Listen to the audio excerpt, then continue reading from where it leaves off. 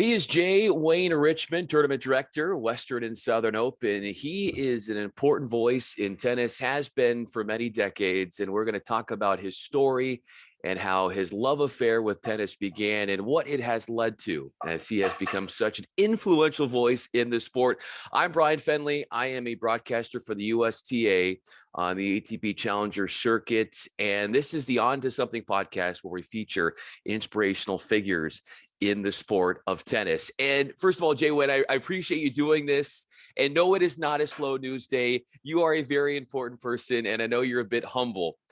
I saw this thing that was written about you on LinkedIn, and I loved it. And I wanted to ask you about it to start here. Somebody wrote in regards to you saying, you have magnified the game of tennis and have been a true giver. It's been a privilege to know you and call you a friend. Taking that sentiment, how have you been a true giver of the sport, and how have you magnified the game? I think I'd be a taker of the sport if looking at it from my side. People always ask me, what about the industry? And I've been at this a long time, long before you were born. And I've been very fortunate that the tennis world is my family, and the majority of my close friends and people that I just love being around came from working in this industry. Both in tennis and some of the other sports I was fortunate enough to do. And I just think that's one of the great things. There's a saying in the tennis world, if you know two people, they connect you probably around the world, because the tennis family, one, it's so international, is really pretty small in lots of ways, because we're all connected. People come in from other countries to play college tennis and coach here. Players come into our country, we go into their country. So it's, in a way, it's a very, very small world, but for me, that's been the best part of being the people, for sure. One of those people who you've been connected to, as you mentioned, your network in tennis, is someone who you worked with when he was managing ESPN's tennis coverage, and that was Jason Bernstein. And he said something about you and how he gave you this compliment where he said, you help all parties maneuver through lots of challenging situations when it comes to programming and timing and making sure events get off and scheduling, all of these things that you have played a part in with the USTA and the ATP in your career with those different circuits and helping them. So what is it about the way you carry yourself in challenging situations where you are able to be such a good problem solver? Wow, coming from Jason, that's I have to mark this day down in my diary, because Jason is one of the pioneers really in sports broadcast. Look, I think, again, it comes down to people. I was very lucky early on to work for some people that really cared about their staffs and gave us all, we were all young. They gave us a chance to make mistakes. And they also, a lot of that great knowledge about, in this industry, never burn a bridge, because you have to cross it again. And I really don't like conflict. I like solving things, and I like getting to a better place. And at the end of the day, these situations we talk about now, they kind of seem funny at the moment. We think they're a crisis, but at the same time, if you respect people and you just find a way to get through it, find a solution, because at the end of the day, in all those situations you talk about, we're all trying to get to the same place. So it's easier kind of to join hands and get to the finish line than it is to battle each other, because that just doesn't work. And for the most part, you're probably going to have to work with those same people tomorrow, right? And you're going to be in the same situation. So if you get to a point where there's a lot of mutual respect, you may not always agree, but at least you find a solution, you work together, and at the end of the day, you're probably still ready to go have lunch together, right? And that's a great place to be. And I don't know that I've done that. You raised that question. I'm not sure I've done that from a conscious point of view. That's just the way I like my life to be. I don't like being in conflict with people, even if I don't like you. I don't like being in conflict. It's just not who I am. And sometimes I probably didn't take as forceful a position with people, but I'd say most of the times we got to a solution that we could all live with, and hopefully it was a solution that got us to the finish line. So one of the solutions that you helped architect was getting the Davis Cup back to Nashville. And I know that was a huge ordeal. And I see that smile on your face because I know how much it means to you, being that you have so many ties to Tennessee. So when you look back at that moment for you, what was it like pulling that off, and how did it resonate with you to see all that unfold? Well, from a personal point of view, it probably was the highlight for me in my career because I grew up in a small Tennessee town, and I found a way to get to Belmont University in Nashville. And I went there particularly to play basketball. I got a little scholarship money for my grades and things, but I went there to play basketball and really wasn't good enough to play basketball there. They have a really quality program. And I ended up hitting my first tennis ball on that campus. Fell in love with the sport. Ended up, we had a team. We weren't very good, but I played last 2 years. I played college tennis there, but I fell in love with the sport. This is the 70s when, the word sports marketing didn't exist. I knew I wanted to work in tennis. Rod Laver was my hero, and I really wanted to work in tennis, whatever that meant. I still tease the Wilson people because I just begged them for a job and couldn't get one with Wilson. And I got really lucky and got hired by Converse. And when I got hired, I was their first tennis rep. They were a basketball company. And I was supposed to work the South and the East Coast. And I got a call about a month into it. And they said, look, I've got another guy we really like for that part of the world. Would you do the West Coast? And I said, look, I'll go wherever you want me to go to get this job. I mean, I'm going to get a job in tennis. So I get dropped in LA. It was pretty much like dropping Forrest Gump into LA. I couldn't be more lost. Had never been to a pro tournament, didn't know any pro players, didn't know any of the teaching professionals, college coaches, or any of those people. So that's where I got started. Everything that's happened good in my life started on the Belmont campus. There were a lot of people who believed in me. Trying to make a living on the West Coast, and I couldn't really have a connection. And a few years before Davis Cup, Coach Bird, the basketball coach there, called me. And he said, J Wayne, I'm going to the Open. I got tickets. I don't need any tickets, but can you kind of give me some guidance on,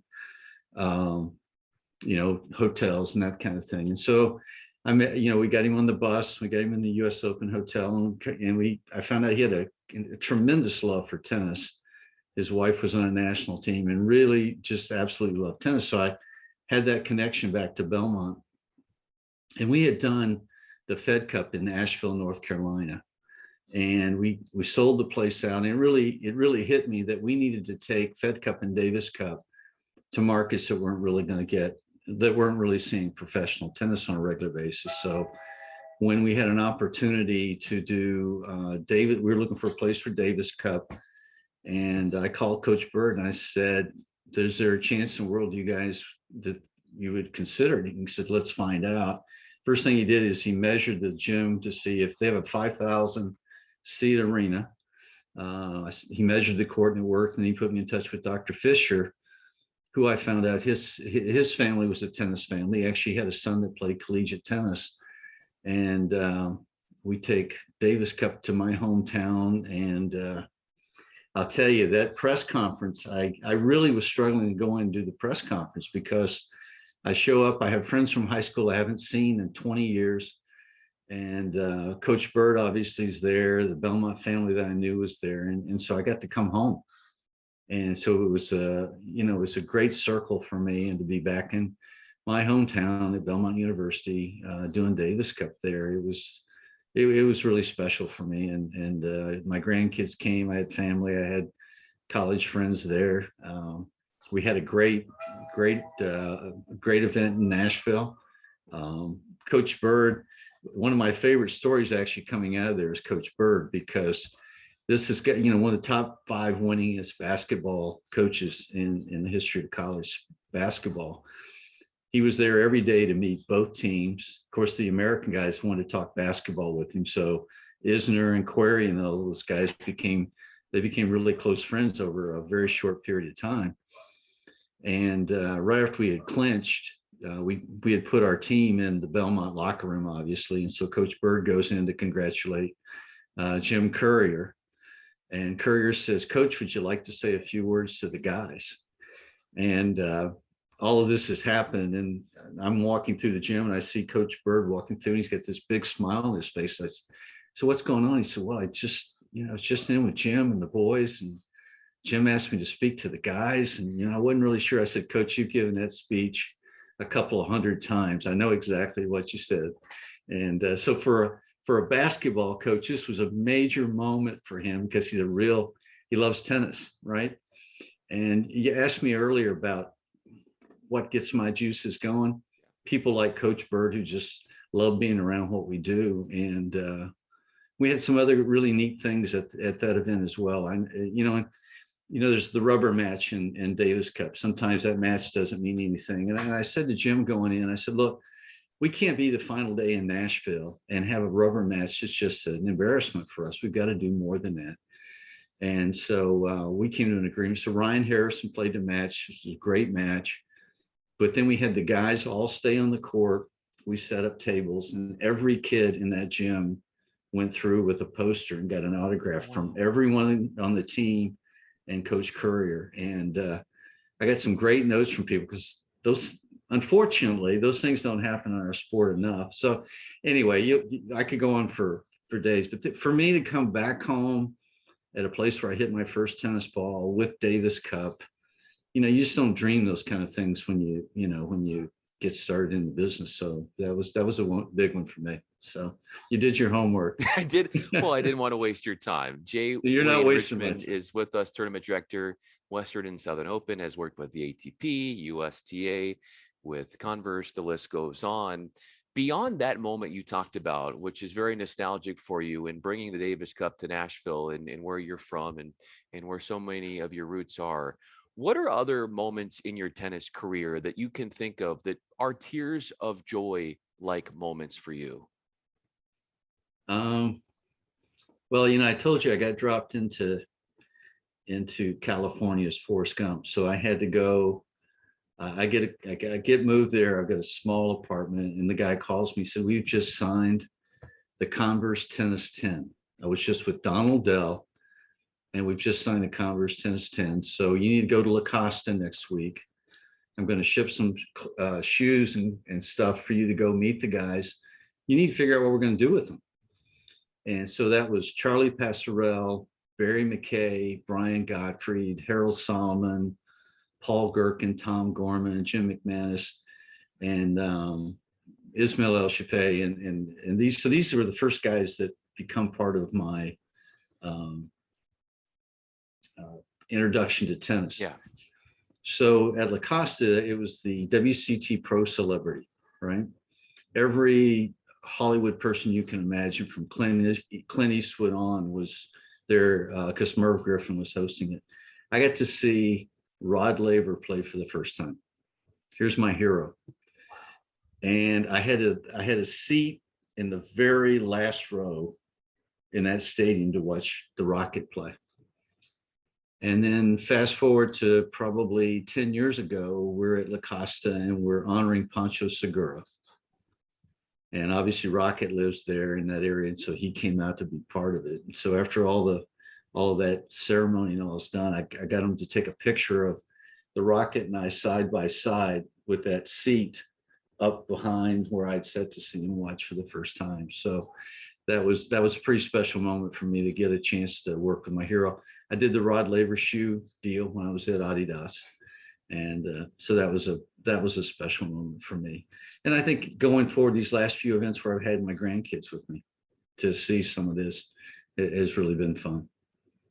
Rod Laver is someone who you watched on PBS when you were growing up, and he was one of the first tennis commentators out there. So what were your impressions of him when you were watching him on television and you were finding ways to keep an eye on your hero? And then obviously, like you said, you later got to meet him and got to know him. It just respect. Well, first of all, anyone that in tennis that knows Rod Laver, they're his hero. I mean, McEnroe will tell you. I think I listened to John the other day after the Laver Cup, and he's talking about Rod Laver. Said, "This is my hero. This is my guy." And for those of us who were fortunate enough to know and be around him, he was a very humble guy. I mean, he still is. He's just one of those guys that every player wants to be around because he was a great player, but he did it in such a gentlemanly way. You know, he's a hard worker. He was competitive, but he was just really a great guy. And I think anyone knows Rod would tell you the same thing. And so to be, you know, to find out that your hero's a great guy, and then to get a chance to work with him. And we did clinics and store appearances and all together. And we still, you know, I saw him at the US Open. I heard he was there. I went over and gave him a hug because, I mean, he's just special. So, J Wayne, there are a lot of people out there who think you are their hero. I'm serious. What would you say in response to that? I'm not a hero. I'm just a very lucky guy who has had a chance to do something he likes and be around people he likes. And, you know, I've tried really hard in the past few years. Like I said to you earlier, I had some people in my life who gave me an opportunity, and I didn't have the resume for the opportunity. And they gave me a chance to make mistakes, to figure it out on my own, give me a role to do it. And I try to do that with people that I meet, give them the same opportunity that I've had. And I like being around the people in the business. I mean, you'll hear people talk about the series. I always say the great news about the series family is we're a lot like family. The bad news is we're a lot like family, right? So, and I'm at a point in my life where I can do what I feel like is the right thing. You know, sometimes as you're going through business, sometimes you kind of grimace and make a compromise, but now I can kind of do what I want to do, but still hopefully in a way that's respectful to people that I'm around. And, you know, I'm at the end of my career, and it's really kind of tough not to be in the mix all the time. It's I'm really trying to find my way through that on a daily basis now. What is that journey like for you in trying to find that? Because like you said, tennis is always going to be such an inherent part of who you are. That's never going to go away.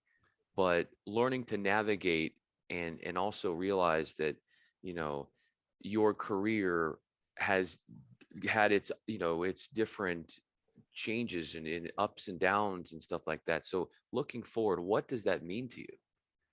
You know, when I figure that out, I will call you back, because, you know, I was really fortunate because leaving after Adidas, you know, I've been with USTA right at 18 years.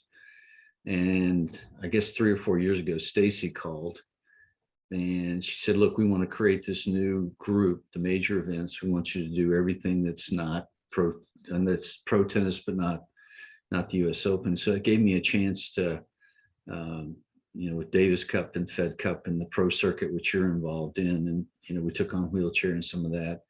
Went to Orlando. We got a great team in place. Megan Rose came over pretty close after I did. And, you know, thankful to the dear Lord that she did, because she came over, took the pro circuit over. I couldn't have done it. I couldn't have done it without her. It was really a tough time. The ITF changed all the rules. ATP was changing all the rules. Jobs were getting eliminated. You know, Megan took a real beating by the tennis family out there through that time. And she was just a superstar. And she's smart, and she's lived it. She's been a coach. She's played. And, you know, I knew pretty early on she was the right person to step in and to replace me as managing director. And, you know, last year was a tough year for everybody in this world. And we didn't get to play any events. Andre Silva, who was tournament director in Cincinnati, he and Stace called. We did a Zoom call like this, and Andre says, "Look, I can't. You can't say anything publicly, but the PGA Tour would like me to come and be tournament director for the Players Championship." And I said to Stace, I said, "Look, Stace, I'll step in and help any way I can." So next thing I knew, I was tournament director, and we were taking Cincinnati to New York.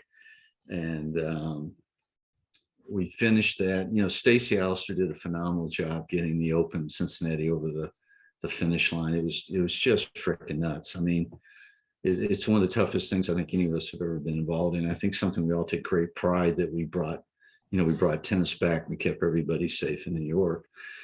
And so through that, Stacy and I had talked about, I really wanted to kind of step down from a lot of the day-to-day stuff, right?